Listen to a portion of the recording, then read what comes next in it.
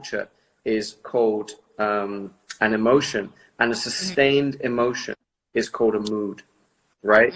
So your current mood is being governed by your current government and or circumstances, situation. In order to find proper stillness, I would implore you to try to go to a countryside or to a park and find deep meditation. And you need to meditate until all of these emotional issues have been dealt with, so you can unblock yourself.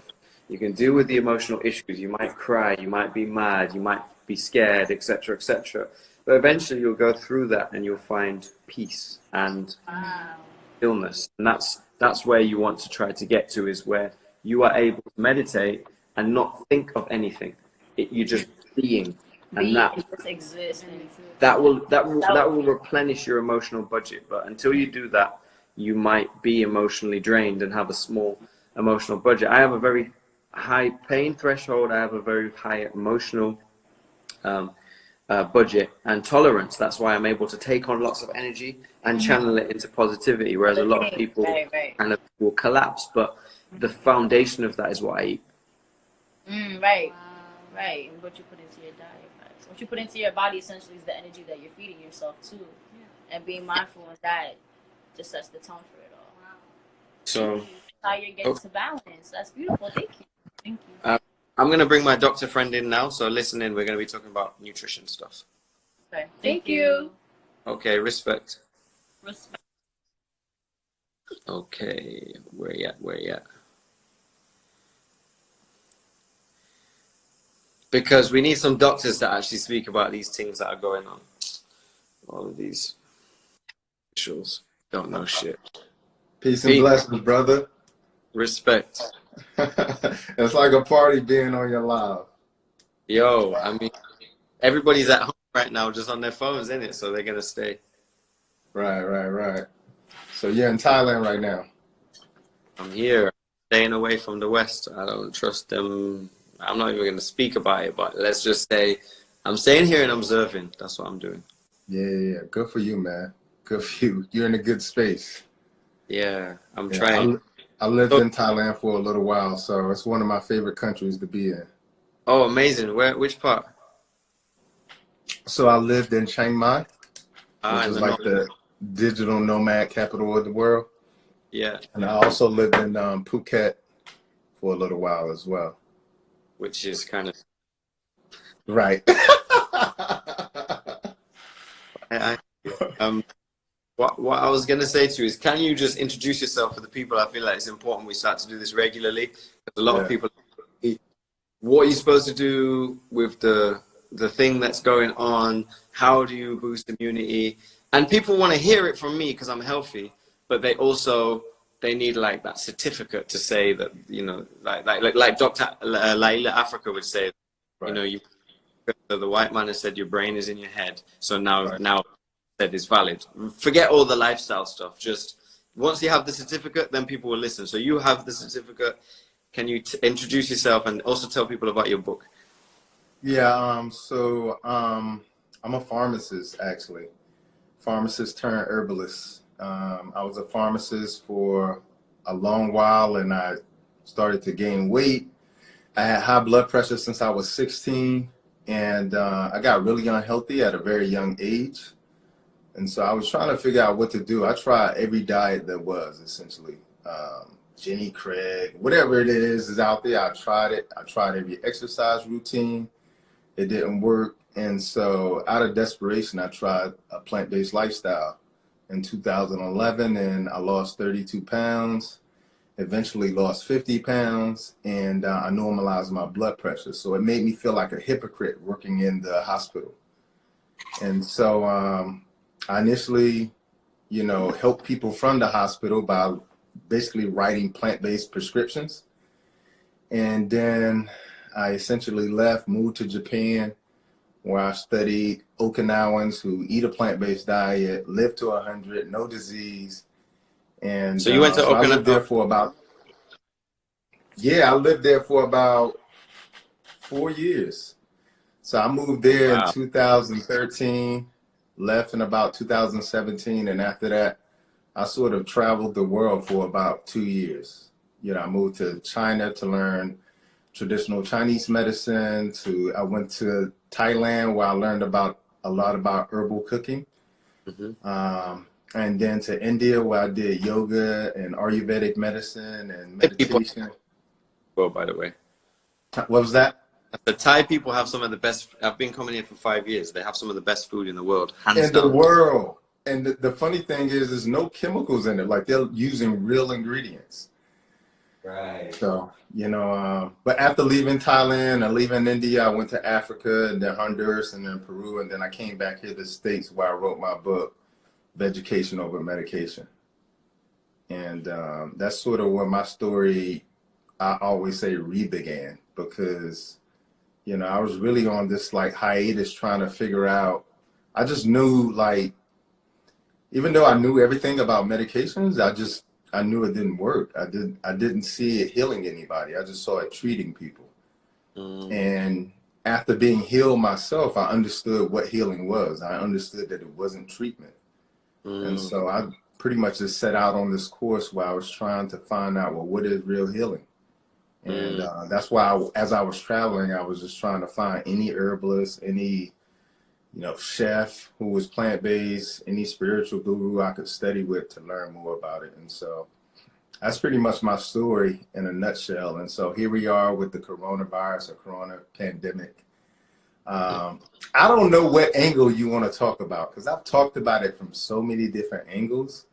But what do you think is like the best angle to talk about it? Because I can talk about what we need to do or what I recommend for people, if you think that's best.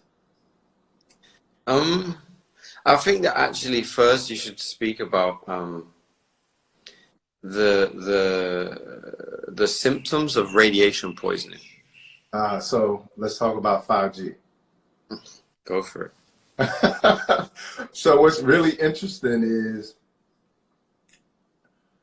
simultaneously as the coronavirus, which was said to come out of Wuhan, China,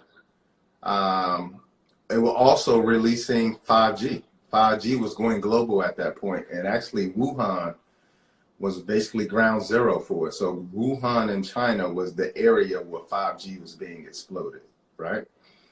And so what I've been having people to do is check your phones now. Like before, when you look at your phone, it would say 3G, 4G, 5G, right? But now when you look at your phones, it says LTE.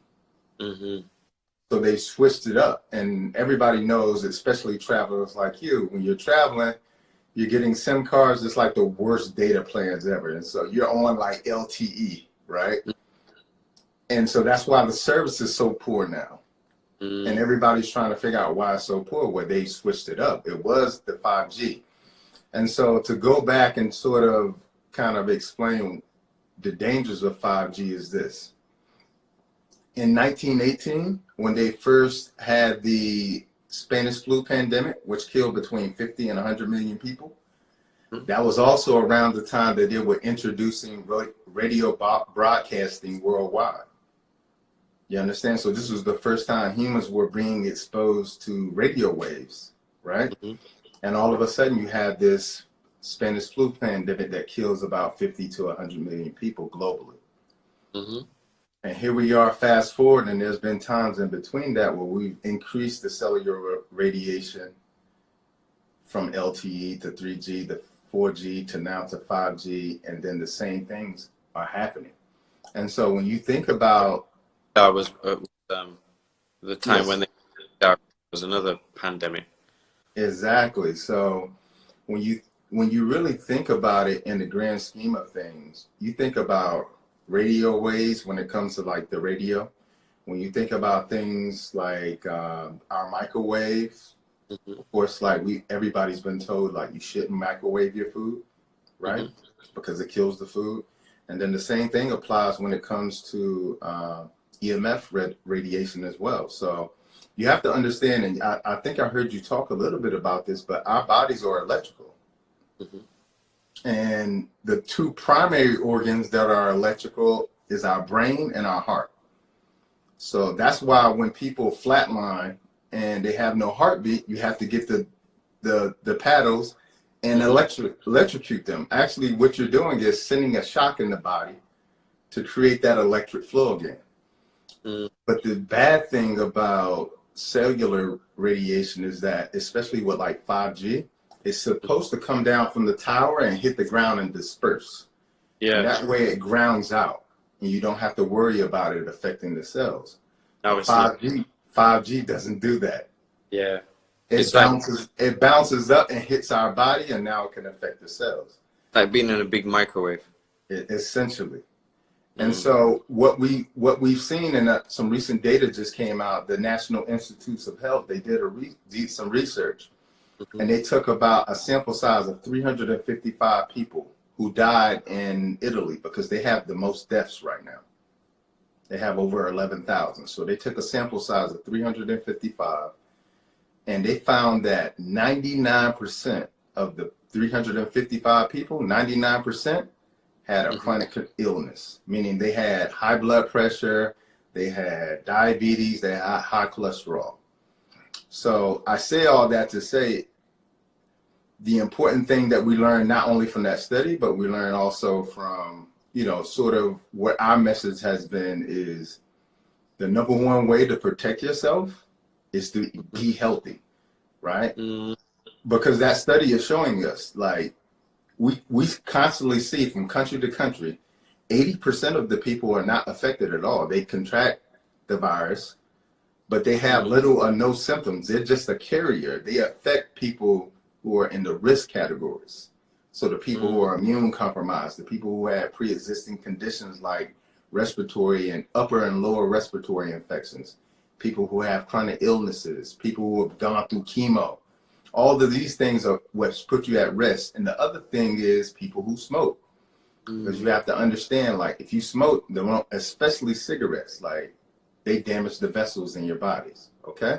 So what you're saying is that there is such a thing as coronavirus, but it is the electromagnetic frequency disruption that helps to accelerate it. And also, most of the people who've perished from this have already had pre-existing conditions. They already have pre-existing conditions. And the other thing I can say is I've been talking to a lot of my colleagues who are on the front lines in hospitals. And typically when you have something like a coronavirus that is a respiratory infection that turns into pneumonia in the lungs and eventually turns into what we know as ARDS, or acute respiratory distress syndrome, okay? You can treat that with the ventilator and the patient gets better, but they're not getting better. A lot of the patients, they look like patients who went to Peru. Have you ever been to Peru? No, the altitude thing you're talking about. Okay, so it's the altitude thing. So what happens in Peru, like you climb in a mountain or anywhere where you're going to climb a mountain, if you climb too fast, you'll get altitude sickness. If somebody were to just drop you off at the top of the mountain, like you instantly get altitude sickness. Is that similar to when divers get too much nitrogen in their blood? Very similar. But essentially what you're doing is your lungs can't adjust to the altitude pressure. And that there's a difference in the concentration of oxygen in that air as well. And so what a lot of my colleagues are seeing in the ERs, especially in New York, what they're seeing is it looks like patients with altitude sickness, like they're taking them off of the ventilator because they're not doing well, and they turn blue in the face like somebody who's suffocating. You understand? So even though like they've marked this as a virus, it's not demonstrating the symptoms of a virus at all. It looks like something like we've never seen before. And so I can't say what it is or what it isn't, but what I'm saying is that a lot of what we're seeing, this is the first time we've seen it. Right. And they don't even know how to deal with it in the hospitals. Like the things that are coming out, hey, we're going to be using this looks like a great treatment. It doesn't look like it's not so.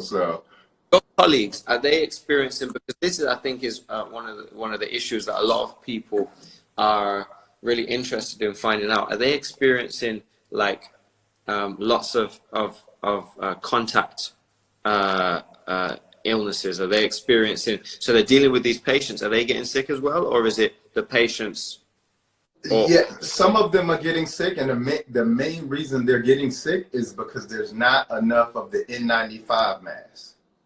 okay. So it's the N95 masks that actually stick to their face, because the virus can be airborne, right?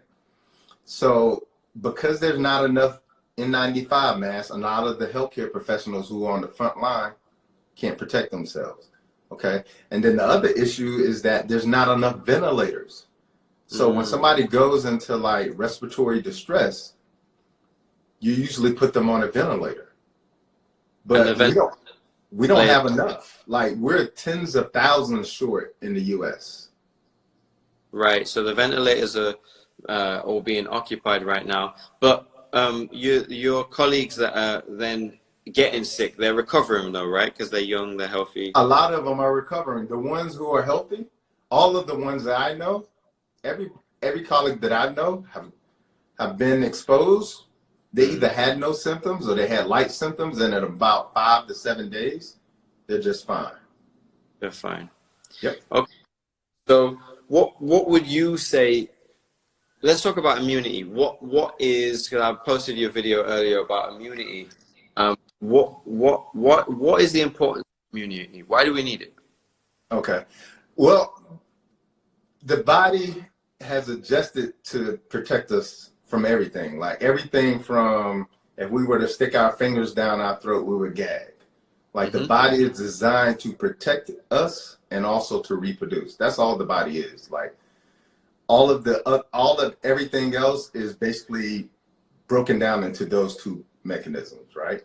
To reproduce and to protect.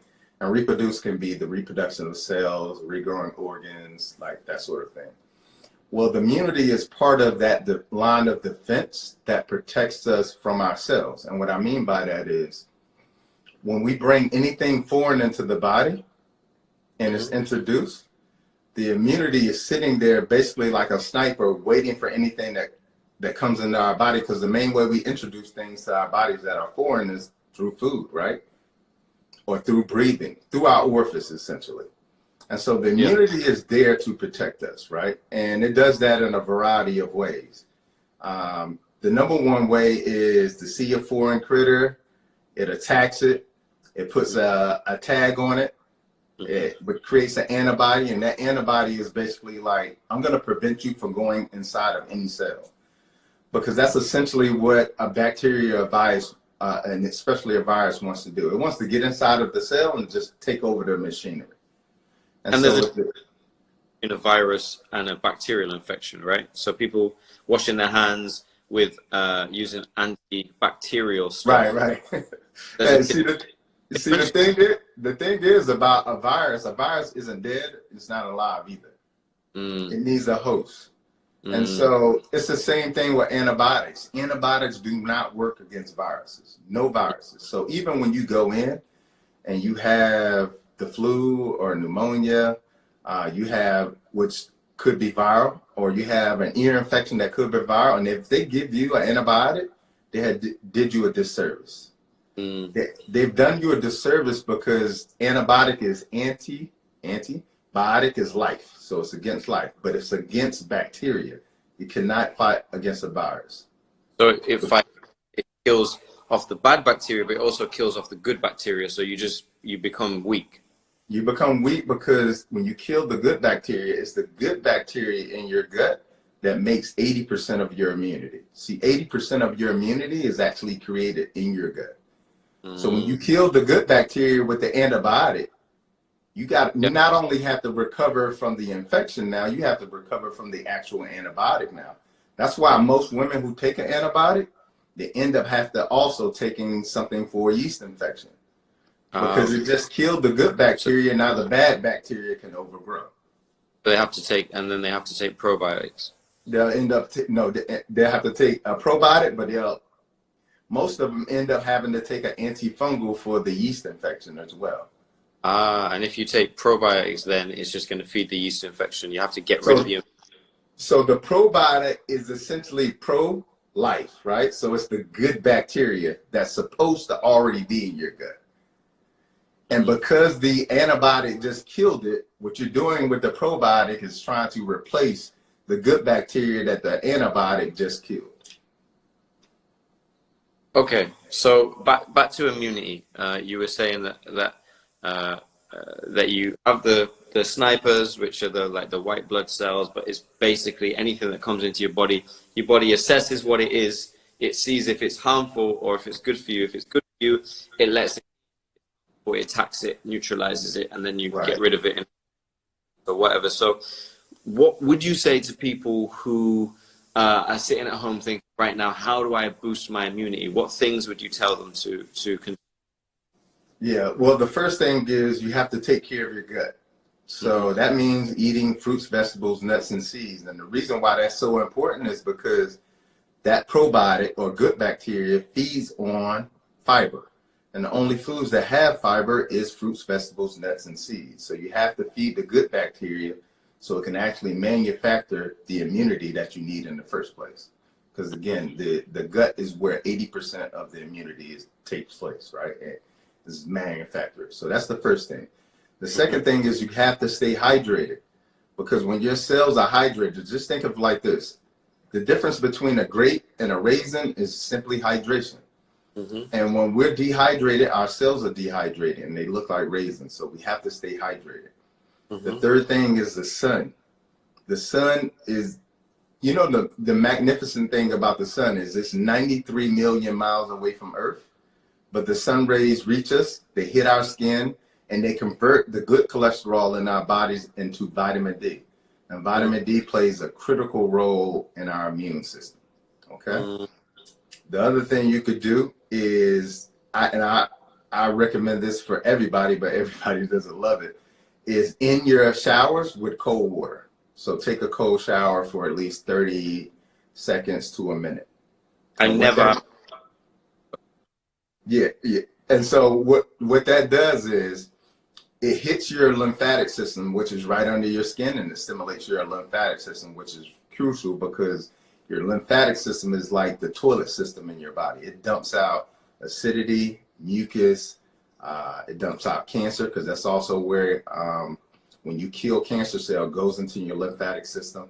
And it also dumps out infection. So when your body kills the infection, it has to be eliminated. You have to remember, a virus isn't dead or alive. So the macrophage that actually eats it, it doesn't actually kill it. It's still in your body, so it has to be eliminated. So cold water, when it hits it, stimulates your lymphatic system, but it also stimulates your immune system. So taking about a 30-second to a minute cold shower at the end of your shower will do you a lot of justice. Now, I've even seen this with people who have like cellulitis, and no antibiotic won't work against it, like a skin infection. And all I have them do is rotate their hands from warm water to actual cold water, like ice water, back and forth for a couple of days, and it gets better. Okay, so sunlight and cold showers. What else? Sunlight, cold showers, eating a healthy diet. You can take is a healthy diet? Because a plant-based whole foods diet. That means raw vegetables, raw fruits are the best thing for you, because when you cook them, you kill the nutrients in them. And then during the stage where you're actually trying to build up immunity, you want to get all the mineral content out of it, all the trace elements, all the antioxidants. So that's why it's so important to eat as much raw fruits and vegetables as you can. Okay, so raw foods, because when you cook them, you destroy the lots of nutrients in it. You destroy the digestive enzymes that helps you to even break them down in the first place. What would you say to people is a good start for a raw food diet if they right now they know that they want to go? Let's say they want to go raw for a week. What is the basis of your raw diet? What do you have day to day? Every morning, a green smoothie or green drink. So that's how I would start off my day. And then fruit, so a bowl of fruit. The bowl of fruit could be the size of your hand. Salads are going to be the other staple inside of the diet. And then the combination of things like a few seeds and a few nuts. That's really all you need. I think a lot of people like a lot of variety, but get your variety from your fruits. So doing your berries, doing your melons, doing your different types of fruit, and doing your juices and your green smoothies and your salads, and that's really all you need. I actually have a fruit company. When you're off this, send me your information. I'll just send you weekly boxes of fruit. I think that we should do this regularly, just because a lot of people right now, they're scared, and the only information that they're able to receive is from European or Chinese, Arab, Indian doctors, and or African doctors who've been seasoned, like I would say, may he rest in power, who've been seasoned to basically be the drug pushers of white capitalism, and always tell you, they'll deflect with peer-reviewed science that has been funded by pharmaceutical industry or been funded by big businesses who are advocating for vaccinations, etc. So I will send you fruit. I get organically grown soursop from Grenada, so you can have soursop juice or whatever. I eat raw food and a fruit-based diet, but I also think that, this is kind of like an introduction, but we can get really deeper, because like the thing is, and a lot of people, this is what Dr. Afrika told me. He was like, I know so much, but people only really ever get it when they get my book, because people keep asking me the same questions again and again. How do I go plant-based? Right. What should I do about sleep? And he's like, it's very difficult to go into into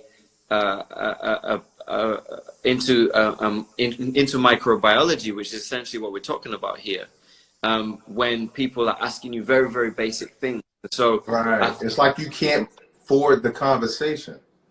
Right, exactly. It's like it goes way over people's heads. There's still people right now eating, McDonald's and Burger King while they're in quarantine. Right. To be well. So I think we should do like maybe a series where we just keep kind of going deeper in the layers. But just quickly, what herbs and what superfoods or supplements, if any, should people be taking to boost their immune system? Yeah, good question. So sea moss is going to be really good, and the reason why sea moss is good, not only does it nourish the digestive tract, but it actually removes mucus from the body. So the combination of those two things are going to be imperative, especially during the time where you're trying to build immunity. The other thing is elderberry, and I know there's been a lot of information out there about you shouldn't take elderberry while the coronavirus, but all of that started with a Facebook post, and the information was based on theory. It wasn't based on science at all. There are no scientific articles or clinical studies that say that elderberry does not help you fight viruses and is bad for the coronavirus. So elderberry, if you don't have any symptoms, you can do it preventatively. So you can do like 1 teaspoon. If you actually have symptoms, you can do like 4 a day at the onset of the symptoms. What was that? Like a medicinal dose. I couldn't hear you. I'm sorry. So like a medicinal dose. Yeah. Okay. So you can do that in tea, or you can make your own syrup. Okay. The other things that you can do is make sure you eat foods that are high in vitamin C. And notice I didn't say go out and buy vitamin C, but eat foods that are high in vitamin C, because they actually have the complete form of vitamin C. When you go out and buy things like Emergency, which is like this pack that says it has ascorbic acid in it, ascorbic acid is not vitamin C. It is like essentially like the antioxidant wrapper around vitamin C. So it's only one component. You need the full vitamin C. So eating foods high in vitamin C, green peppers, red peppers, yellow peppers, kiwis are really good, black currant, those sort of things. So start there. So oranges and figs and all of these things that we know have vitamin C in them, you're eating it for the mineral vitamin C, which is, I believe it's calcium. And I think that I've got, like, all of my life I've been told, like, basically this is one thing that puzzled me. I have been made to believe that vitamin C is separate to fruit almost, just because there's a manufactured product, which the ascorbic acid, which they're trying to sell people as the, you know, the vitamins. But the highest content of vitamin C that you can actually use is in fruit, right, and vegetables. Right. And vitamin C is just one antioxidant. It's not every antioxidant. There's so many more that you need to mount an immune response.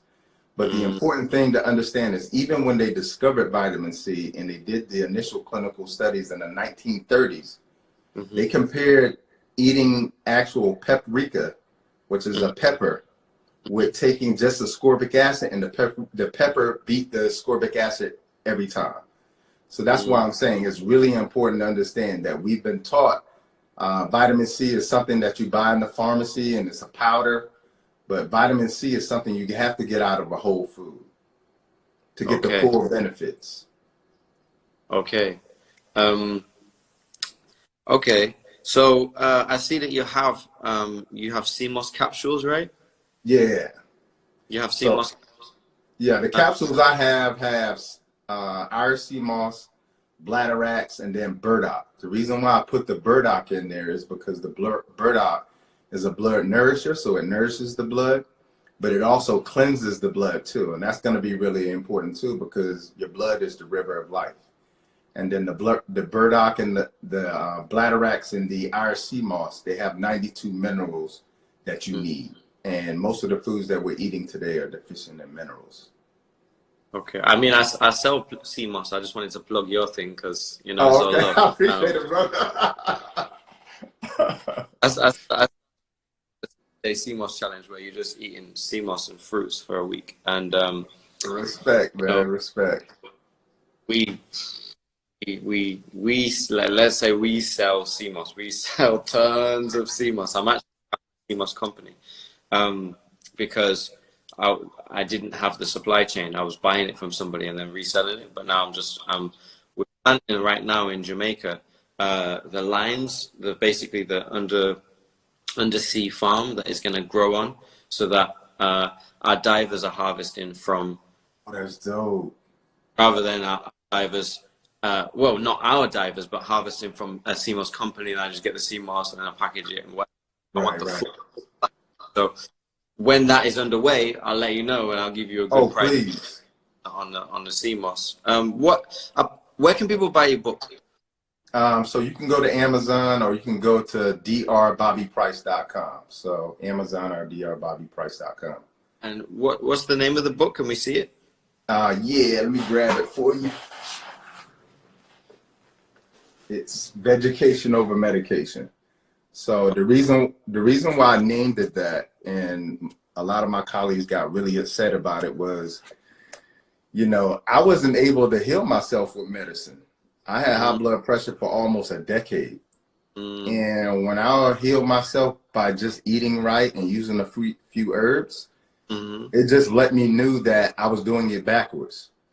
I was trying to heal myself with something that was manipulating my body chemistry instead of correcting the issue from the start. So you were trying to symptom rather than go to the diet, which is the cure. Exactly. So that's why I named it Vegetation Over Medications, because I really feel like people are so miseducated about food because there's so much information out there. If you Google CMOS, there'll be 30 websites that are totally against CMOS. And there'll be 100 websites that tell you everything amazing about CMOS. So I wrote the book to sort of get rid of all the myths, the lies, the truths behind food and medicine, to be honest with you. Could you hold it up again? Screenshot. Yeah. There we go. All right. Well, thank you for your time. I'm going to let me exchange details so we can speak off of this, because I've got some stuff coming that I think it would be good for you to collaborate on, because you have the knowledge and the information. I have like clout, like I just have access to lots of people follow me, etc. And I feel like now is a time that we need to come together and work together, rather than I'm doing my thing. Yeah, it's cool that we're all doing our thing, but these united governments and these global systems of, you know, gas and oil, pharmaceutical, etc., etc., they have it. They're united, even though they're Yep. rivals. Still united. They have a Very general united.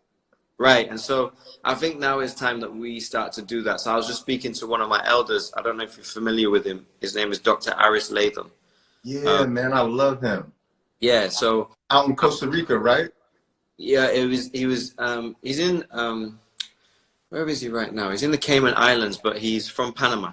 Okay, gotcha.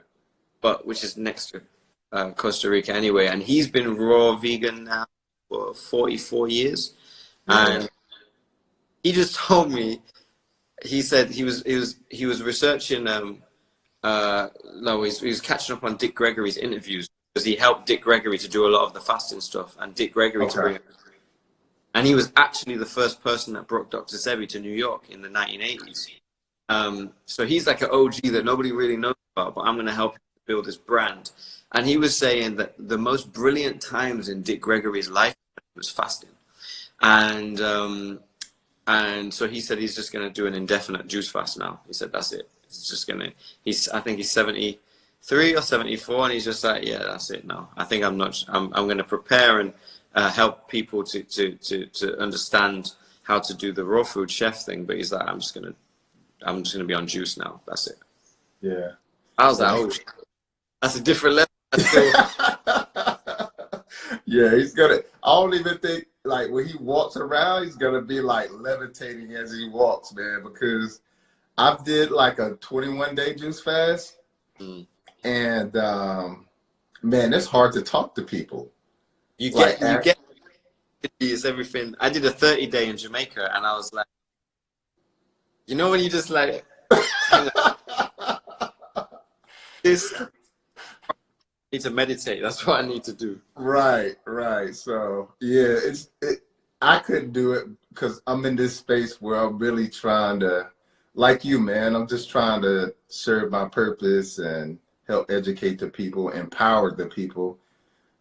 So I got to be connected with people. But when I'm juicing, man, it's hard to be here.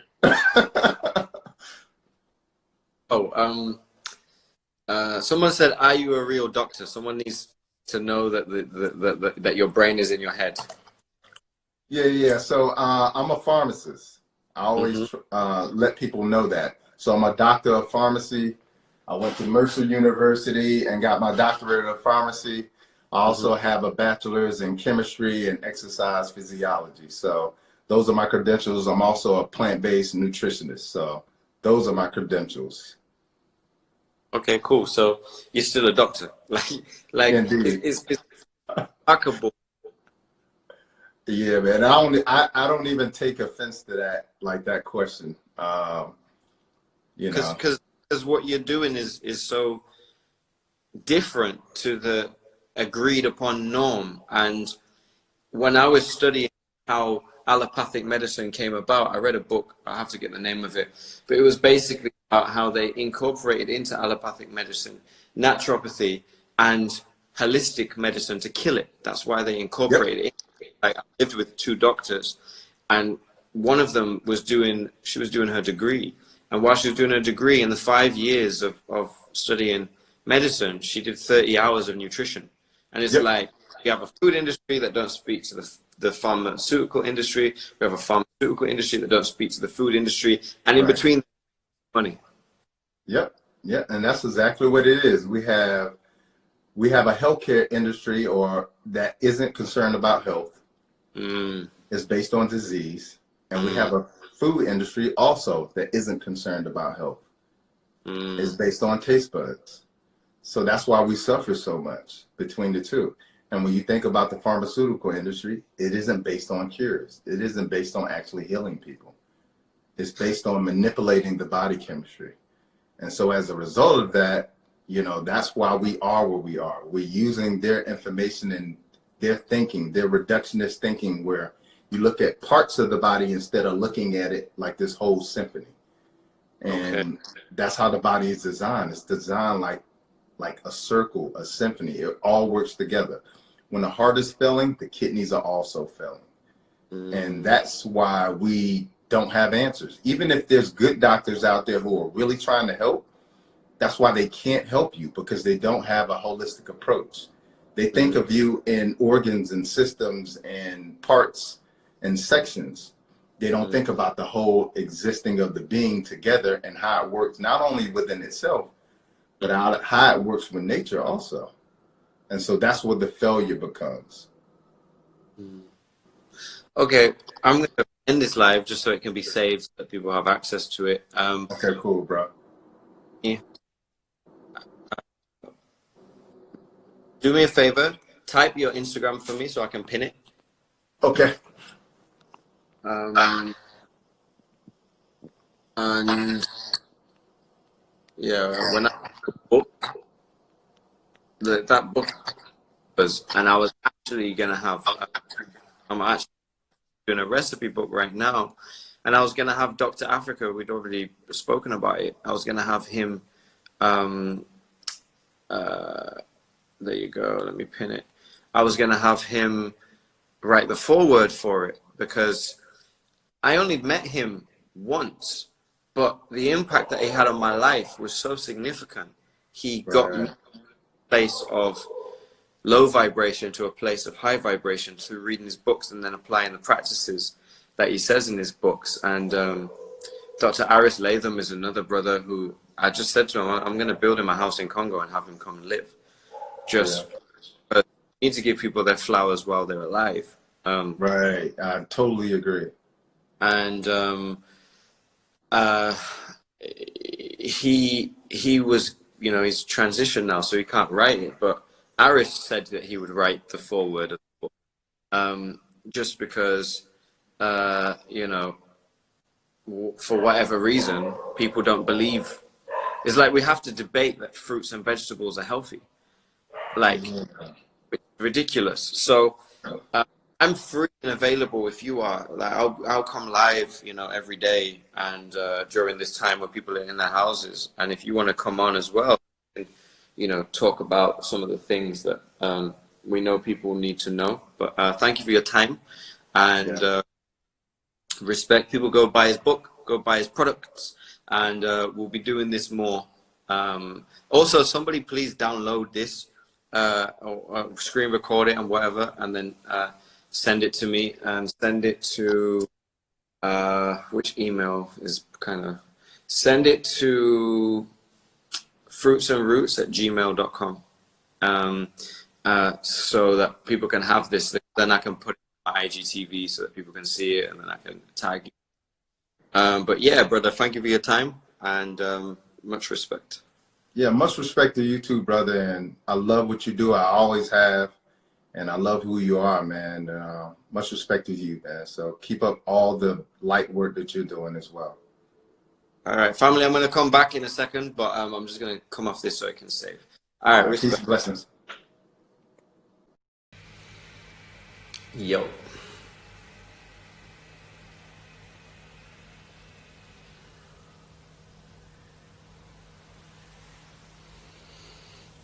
We back.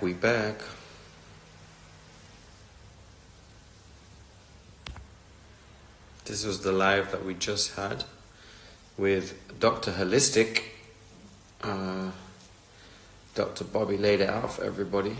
So there it is. Go follow him, go buy his book, go buy his products. And now we can speak about other stuff if you would like. Hopefully that, oh look, this is a lizard that came to speak to me earlier.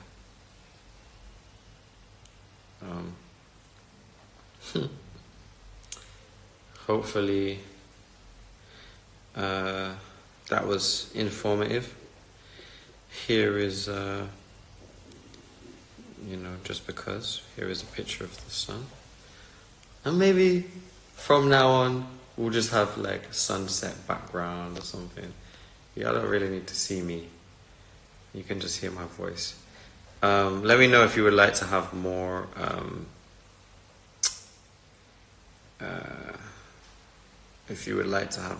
conversations like that, and we will do them.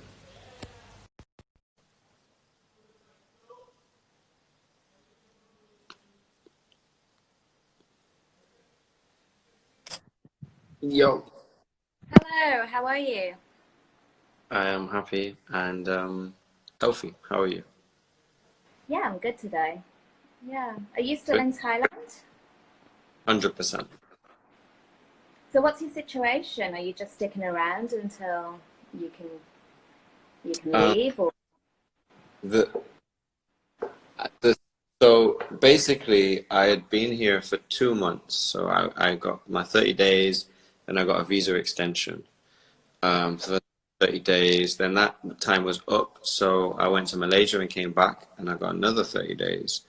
And everything's shutting down, so it's difficult to leave the island on right now. So the visa people are going to come here, and from what I'm hearing, they're going to extend visas indefinitely. So until proper travel is open up, and until this lockdown is over, uh, Well, I received a notification that they were going to extend visas automatically for people that are staying here in Thailand. But I actually went to the embassy, the immigration office, sorry, the other day, and I think I fell into the category of people whose visas were going to be extended automatically, but I still had to pay, and I still had to go through the process. So I didn't quite understand that.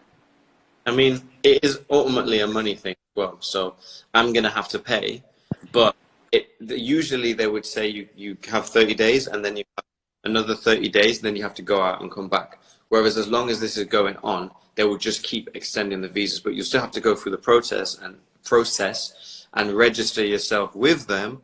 But if this goes on for 3-4 months more, I would rather be here than anywhere else. So hopefully, I'll just stay here.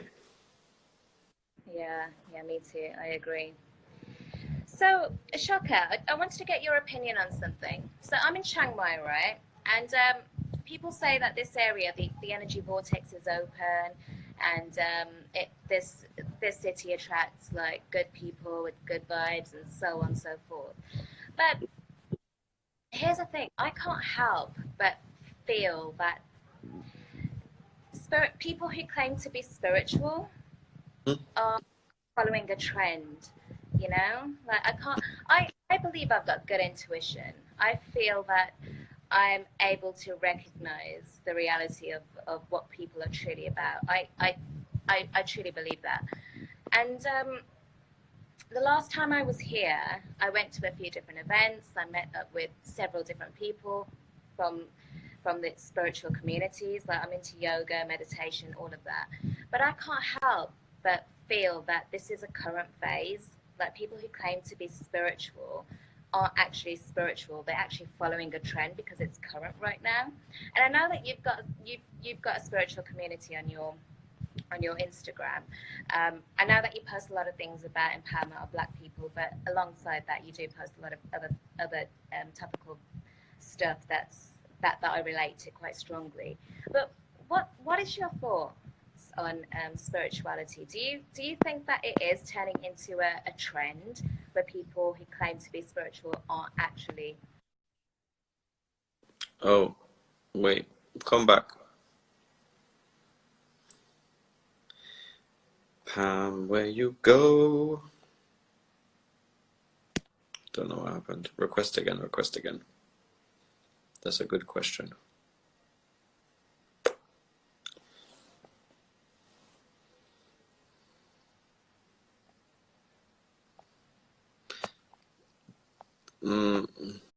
I'm trying to find you in the request. There you are. I can just bring you. There you go. Ring you go.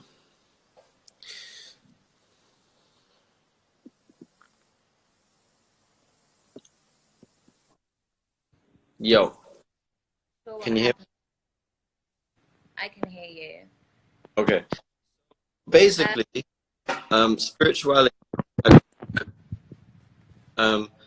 spirituality, the only people who use spirituality are people who come from cultures that aren't spiritual. So Chiang Mai, for instance, is predominantly European. And a lot of the people who make money from yoga are not Thai, they're not Indian Ayurvedic practitioners, but they are Europeans who don't create. Europeans follow, right? Generally speaking, if you look through the history of humanity, Europeans don't create trends. They follow trends because they don't have a culture that is spiritual and creative enough to be able to create holistic trends. So when you look at in that area that you're at, if you like, so for instance, spirituality here is very much through a European lens. I don't find peace when I go to these spaces. Whenever I go speak to monks, whenever I go speak to the old Thai women who are like, you know, 70, 80 plus, and they're like medicine women, that's when I find the true spirituality. And I'm like, okay, it's not a trend, it's a way of life. Some people pick it up and they use it to, because something's going wrong in their life, so they use it as an anchor for something that's going wrong in their life, and they're like, you know, I'm spiritual, I'm going to go to Thailand and find myself, or I'm going to go to India and find myself, because they're not able to find themselves in Europe. I was literally speaking a few days ago on this with an old Thai woman. Oh, can you hear me? Okay, can you hear me? Okay, I can't hear you. I can't hear you. I don't know what happened, but I can't hear you.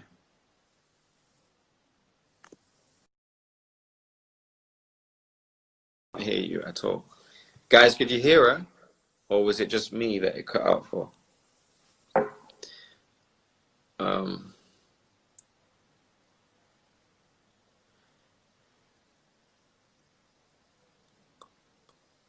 Yeah, you couldn't hear it either. I'll try to bring you back again. Where you at? Where you at? So we can finish that before I bring somebody else in.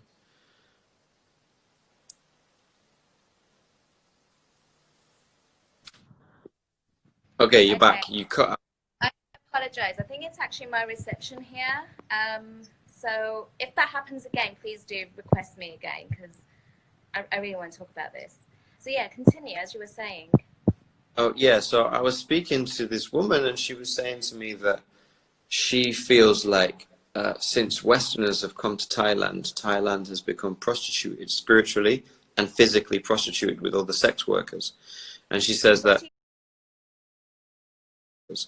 And she says that. What do you mean spiritually? As in, people are coming here to